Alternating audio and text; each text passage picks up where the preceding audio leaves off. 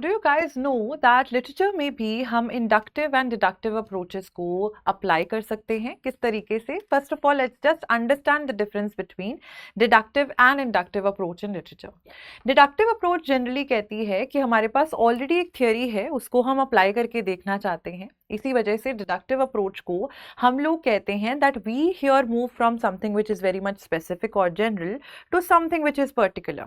इसीलिए इसको टॉप से डाउन आने वाली टॉप डाउन अप्रोच भी कहा जाता है, right? Let's take an example here of we use feminist theory. अब फेमिनिस्ट थियरी के ट्रेट्स तो हम सबको पता है, हम उसको अप्लाई करके देखना चाहते हैं।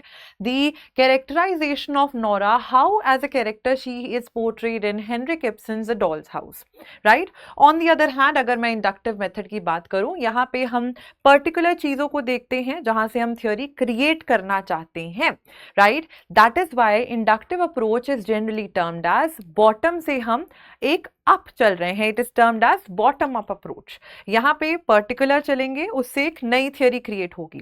For example, if I want to see, अगर मैं देख रही हूँ कि रोमांटिक एज में वर्ड्सवर्थ की पोएट्री, कोलरिज की पोएट्री, कीट्स की पोएट्री, ये पर्टिकुलर राइटर्स मैंने रोमांटिक पीरियड से उठाए और मैंने देखा इनके वर्क्स में ज़्यादातर नेचर के प्रति ही जो है वो बात हो रही है। So can I generalize it by saying that romantic age की पोएट्री में नेचर को एज अ सेंट्रल थीम देखा जा सकता है?